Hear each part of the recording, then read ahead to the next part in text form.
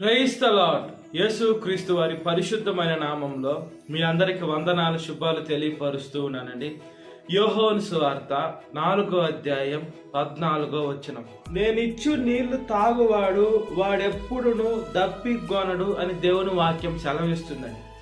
దేవుడు దగ్గర నీళ్లున్నాయి, ఆ నీళ్లు మనకిస్తే మనం ఎప్పుడు దప్పిక కొనమని దేవుని వాక్యం సెలవిస్తుందండి. అంటే ఏమి నీళ్లు మనం ఆత్మీయంగా చూసుకున్నప్పుడు శారీరకమైన నీళ్లు కాదు, కానీ ఆత్మీయమైన నీళ్ళు ఏంటంటే దేవుని వాక్యం అండి. దేవుని వాక్యము మనలోకి ఎప్పుడైతే వెళ్తూ ఉంటుందో మన ఎండిపోయిన జీవితాలన్నీ, మనకి ఏదైతే ఇబ్బందిగా ఉందో, ఏదైతే సమస్యగా ఉందో, మన ఎండిపోయిన జీవితాన్ని చిగురింప చేస్తుందండి. ఆ నీళ్లు ప్రవాహం అయ్యి ఆ ఎండిపోయిన మళ్ళీ పచ్చగా చేస్తుందండి దేవుడు వాక్యం. దేవుడు నీటి గురించి మాట్లాడుతున్నాడు. నీళ్లు మనం చూసుకున్నప్పుడు పరిశుద్ధాత్మకు కూడా సాదృశ్యంగా ఉంది. నిప్పు కూడా మనం చూసుకున్నప్పుడు పరిశుద్ధాత్మకు సాదృశ్యంగా ఉంది. దేవుడు ఎలాగైనా తన బిడ్డలతో మాట్లాడగల సమర్థుడండి. మోషే గారితో ఒక కాలుతున్న పొద అయితే కాలేదు, కానీ అక్కడ మంటలాగా వస్తుంది. అక్కడి నుంచి మోషే గారు చెప్పులు వదిలిపెట్టి ఆ పొద దగ్గరికి వెళ్ళి మాట్లాడారు. నీళ్లు కూడా పరిశుద్ధాత్మ సాదృశ్యంగా మనము జ్ఞాపకము చేసుకోవచ్చు. దేవుడు అనేక మార్లు బండతో మాట్లాడమంటే నీళ్ళు వచ్చాయి, బండని కొట్టమంటే నీళ్ళు వచ్చాయి. దేవుడు ఇశ్రాయేలుని ఎప్పుడు కూడా తప్పిక వాళ్ళు చేయల. ప్రతి ఒక్కరికి వాళ్ళకి ఆహారం కావాలంటే ఆహారం ఇచ్చారు, మన్నాను కురిపించారు, పూరేరుని కురిపించారు. తన బిడ్డలకి ప్రతి ఒక్కటి ఇస్తూ ఉన్నారు. రాత్రులు అగ్నిస్తంభంగా, పగులు మేఘస్తంభంగా తన బిడ్డలు ప్రతి ఒక్క చింత బాధ అంతా చూస్తున్నారు. కానీ ఇశ్రాయేలీలు దేవుడి పైన దృష్టి పెట్టుకోకుండా, వాళ్ళు తినుతూ తాగుతూ దేవుడి పైన విశ్వాసం లేకుండా వాళ్ళు మోషే గారిని సనుగుకుంటూ గొనుక్కుంటూ నీళ్ళిచ్చే దేవుణ్ణి వెనక పెట్టేసి వాళ్ళు ఒక విగ్రహాన్ని చేసుకొని ఆ విగ్రహానికి పూజలు చేసుకుంటున్నారండి. ఇశ్రాయేలీలు అంత పాపంలో ఉన్నారు. దేవుడు ఎన్నుకున్న జనం పాపపు ఊపిలో నుండి, ఐగుప్తులో బానిసత్వం నుండి విడిపించిన దేవుణ్ణి సేవించకుండా వాళ్ళ దగ్గరున్న బంగారం అంతా పోగు చేసి ఒక దూడను లాగా చేసుకొని దానికి పూజలు చేస్తూ దేవుడిని వెనక పెట్టేశారండి. అప్పటికి దేవుడికి కోపం వచ్చినా కూడా దేవుడు తను తాను కూల్ చేసుకుంటూ, నా బిడ్డలు ఎందుకు ఇలా అయిపోయారు, నా బిడ్డల్ని సృష్టించింది నేను కదా, కాపాడేది నేను కదా, నన్ను కాకుండా ఈ లోకంలో ఎవరినో ఏదో వాళ్ళ చేతుల్లో బొమ్మను చేసుకొని అదే గొప్ప అంటున్నారు, దానికే పూజలు చేస్తున్నారు ఏందని దేవుడు చాలా బాధపడ్డాడు. అయినా కూడా ఇశ్రాయేలుని అంతం చేయకుండా మోషే గారు అంటారు, మోషే గారిలో నుండి నేను నీలో నుంచి జరాన్ని తీసుకొని వస్తాను, వీళ్ళందరిని అంతం చేస్తానని యెహోవా గారి కోపం వచ్చినప్పుడు కూడా మోషే గారు యెహోవా గారిని శాంతి అవ్వయ్యా, అయ్యా ఇంత దూరం తీసుకొని వచ్చావు, నువ్వు కోపం వద్దయ్యా అని మోషే గారు దేవుణ్ణి మనం చల్లపరిచినట్లుగా చూస్తున్నట్టు. దేవుడికి రోషం కలిగిన దేవుడు కాబట్టి తన బిడ్డలు తన దగ్గరికి రాకుండా ఈ లోకంలో ఉన్నటువంటి విగ్రహాల దగ్గరికి పోతున్నారని దేవుడు బాధపడుతున్నాడు. దేవుడు మనకి నీళ్ళు ఇస్తున్నాడు, వాక్యం అనే నీళ్ళు ఇస్తున్నాడు, దేవుని మాటలు అనే నీళ్ళు ఇస్తున్నాడు.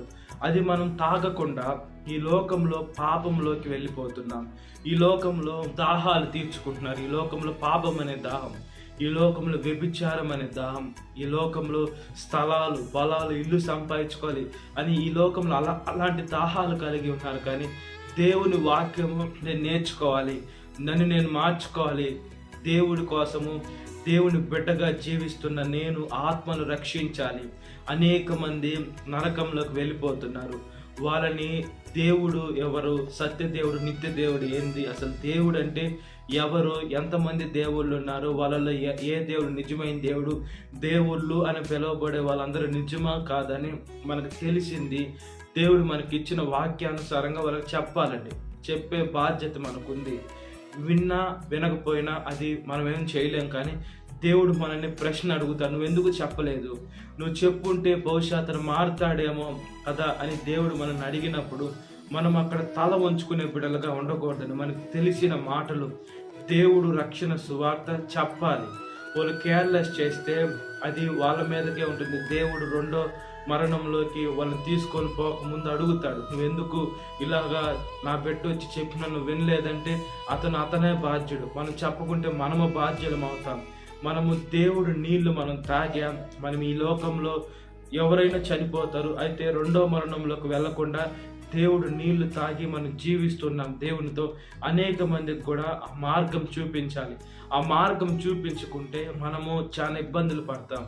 దేవుడు మనల్ని క్వశ్చన్ చేసినప్పుడు మనం తల దించుకున్నా కూడా ప్రయోజనంలో మన ద్వారా ఒక ఆత్మ రక్షింపబడేది కాకుండా మనము ఒక ఆత్మ రక్షించకుండా ఎప్పుడైతే మనం నరకంలోకి నెట్టి వేసినట్లుగా ఉంటుంది. కాబట్టి మనము దేవుని పాలించే ప్రజలమండి. దేవుని మనసు ఎలా ఉంటుందంటే, దేవుడు మనసు మనం ఎలా అర్థం చేసుకోవాలంటే, మనం ఎలా ఉన్నామో మనతో ఉండేవారు కూడా అలానే ఉండాలి అని మనం మనసు ఎప్పుడైతే మనకు ఉంటుందో అది దేవుని మనసు.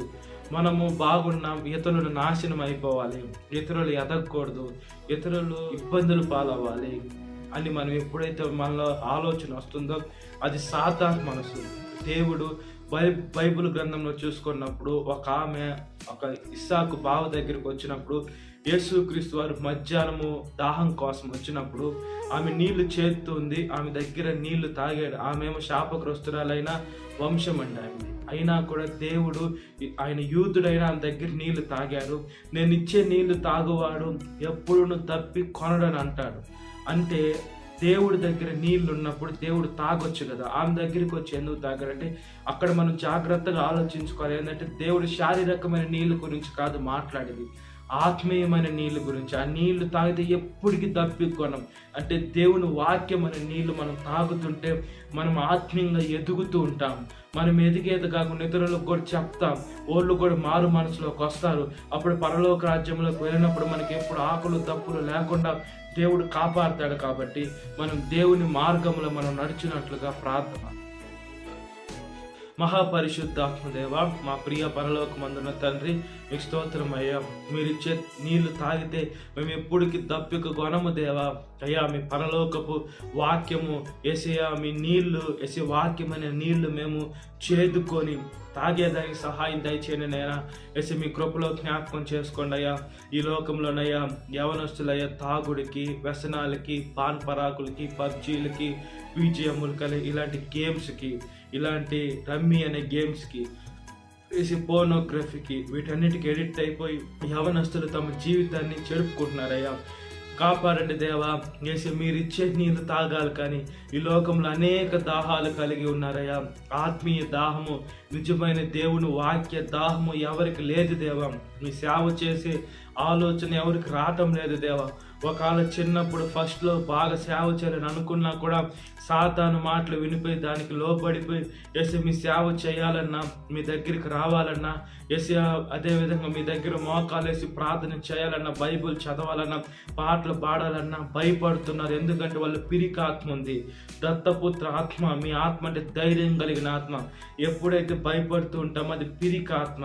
అయితే స్టేజ్ ఫియర్ ఉంటుంది, కానీ అయ్యా మీరు అలవాటు చేస్తున్నప్పుడు మేము అలవాటు అయ్యేదానికి సహాయం దయచేయండి.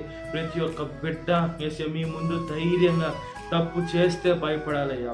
తప్పు చేయనప్పుడు దేనికి భయపడకుండా మీ మార్గంలోకి నడిచేదానికి సహాయం దయచేయమని అడుగుచున్నాము మా తండ్రి.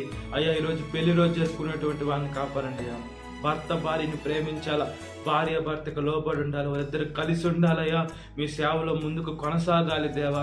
అయ్యా, గర్భఫలం లేని భార్య భర్తలకి గర్భఫలం దయచేయండి. బిడ్డలున్న భార్య భర్తలయ్యా క్రీస్తు అన్న బండ మీద వేసి ప్రార్థనని ఇల్లు కట్టుకునేదానికి సహాయం దయచేయండి దేవా. పుట్టినరోజు జరుపుకున్నటువంటి వారిని కాపాడండి అయ్యా. కొత్త దయా కిరీటాలు ఇస్తున్న దేవా స్తోత్రం అయ్యా. ఇలాంటి పుట్టినరోజులు అనేకం జరుపుకోవాలి. బుద్ధినందు, జ్ఞానమందు, మనుషుల దయను వర్ధిల్లా కూడా దేవా. ముఖ్యంగా మీ దయను వర్ధిల్ల సహాయం దయచేయండి అయ్యా.